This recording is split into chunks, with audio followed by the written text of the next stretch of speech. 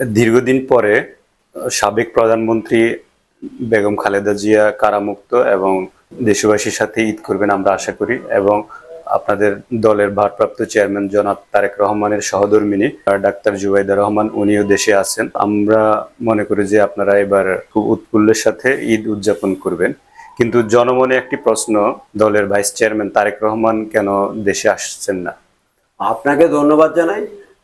সাবেক প্রধানমন্ত্রী দেশনেত্রী বেগম খালেদা জিয়া দীর্ঘ কারাভোগের পর তাই এই ঈদটা অর্থাৎ ঈদুল আজহা আমরা মনে করি যে নেতা কর্মীদের সাথে ঈদ উদযাপন করবে, এটা আমাদের মধ্যে একটা আনন্দের বিষয়।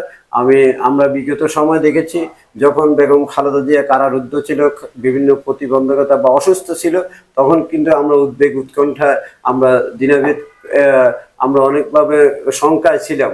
কিন্তু আজকে মহান সৃষ্টিকর্তার কৃপায় গত ঈদুল ফিতরে উনি লন্ডন চিকিৎসাধীন অবস্থা, উনি লন্ডনে এবং বিএনপির ভারপ্রাপ্ত চেয়ারম্যান তারেক রহমান এবং ডাক্তার জুবাইদা রহমানের সাথে তার পরিবারের সদস্যের সাথে লন্ডনে ঈদ উদযাপন করেছে।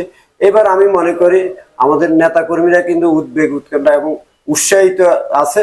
বেগম খালেদা জি যেহেতু দেশে আছে, উনি যদি শারীরিকভাবে সুস্থ থাকে এবং ডাক্তার যদি পরামর্শ দেয়, অবশ্যই উনি নেতা কর্মীদের সাথে সাক্ষাৎ করবে এবং নেতা কর্মীরা তারকে ফেলে আরো উৎসাহ হবে এবং তার অতীতের গ্লানিগুলো মুছে যাবে বলে আমি মনে করি।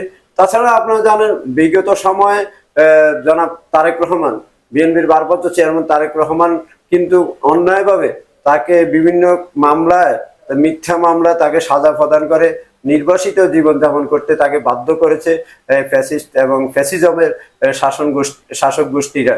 আজকে আমি মনে করি একটা উন্মুক্ত পরিবেশ হলো আমাদের তারেক রহমানের কিন্তু মামলাগুলো পুরোপুরি কিন্তু খালাস হয়নি।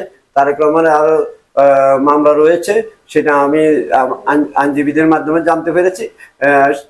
বেগম তারেক রহমান তো অবশ্যই, তারেক রহমান যেহেতু এখন বিএনপির নেতৃত্ব দিচ্ছে, অতীতের যে ফ্যাসিস্ট সরকারের বা বিভিন্নভাবে যে সরকারের দমন পীড়ন জীবন পীড়নকে উপেক্ষা করে রাত দিন 24 ঘন্টা তারেক রহমানের সাহসিকতা, দক্ষ নেতৃত্বের কারণে তারেক রহমান শুধু বিএনপি নেতা কর্মীকে আগলিয়ে রাখেন, তিনি বিএনপির সাথে যারা সমমনা রাজনৈতিক দলগুলো ছিল তাদেরকেও আগলিয়ে রেখে তারেক রহমান কিন্তু 5ই আগস্ট বিপ্লব ঘটিয়েছে। সেই বিপ্লবের আমি মনে করি মূল নায়ক হচ্ছে তারেক রহমান। আজকে অনেকভাবে বাবা নেওয়ার জন্য অনেকভাবে তারা বিভিন্নভাবে বিভ্রান্তি সৃষ্টি করছে।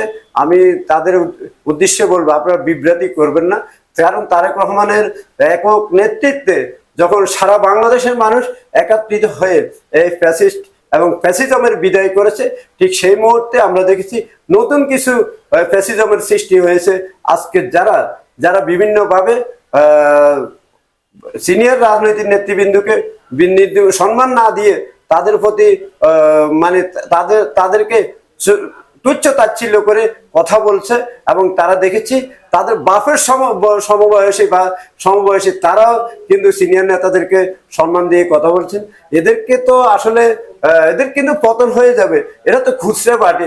অতীতে আমরা দেখেছি আসানুল ইনুরা যখন আমরা দেখেছি রাত হওয়ালে যখন খালেদা জিয়া, তারেক রহমান, জিয়া পরিবারের প্রতি যা তা তুচ্ছ তাচ্ছিল্য করতে, আজকে তাদের পরিণতি কি হয়েছে, তার চেয়ে ভয়াবহ পরিণতি হবে। এরা তো বাচ্চা মানুষ, শিশু বাচ্চা, এদের তো আসলে কোনো রাজনৈতিক কোনো পরিচয় নেই। এরা মাত্র 3 মাসে অর্থাৎ 36 দিনে এদের রাজনৈতিক নেতা হয়েছে এবং নেতা বনে তারা কাকে কিভাবে সম্মান দেখাবে, তাদের প্রতি কিভাবে সম্মানবোধ দেখাবে সেটা তাদের কাছে নাই, ন্যূনতম নাই।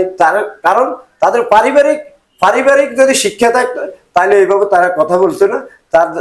কারণ বিএনপি তো প্রবীণ রাজনৈতিক নেতৃবৃন্দ আছে এবং বিএনপি একদিনে সৃষ্টি হলো, বিএনপি কিন্তু সর্ববৃহৎ রাজনৈতিক দল এবং সবচেয়ে জনপ্রিয় রাজনৈতিক দল।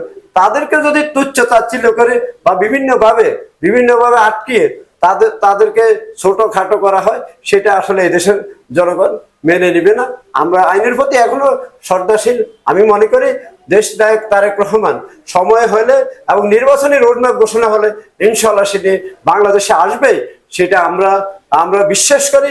এবং তারেক রহমান বাংলাদেশের নাগরিক, সে তো বাংলাদেশে আসবে, যেহেতু একটা বৃহৎ রাজনৈতিক দলের নেতৃত্বে আছে। হয়তো বেগম খালেদা জিয়া ম্যাডাম হয়তো অসুস্থতার কারণে এবং তারেক রহমান আমাদেরকে সবাইকে আগলিয়ে রেখেছে। আমাদের মূল চেতনা ছিল আমরা একটি অবাধ সুষ্ঠু গ্রহণযোগ্য নির্বাচনের মাধ্যমে একটি শান্তিপূর্ণ এবং জনবান্ধব রাষ্ট্র করার জন্য আমরা চেষ্টা করব। এবং তারেক রহমান নির্দেশিত যে ধরনের কর্মসূচি 31 দফা থেকে শুরু করে জিয়াউর রহমানের রেখে দেওয়া 19 দফা বাস্তবায়ন করতে পারলে বাংলাদেশের যে বর্তমান রাজনৈতিক সংকট চলছে সেই সংকট থেকে আমরা উত্তরণ পাবো বলে মনে করছি।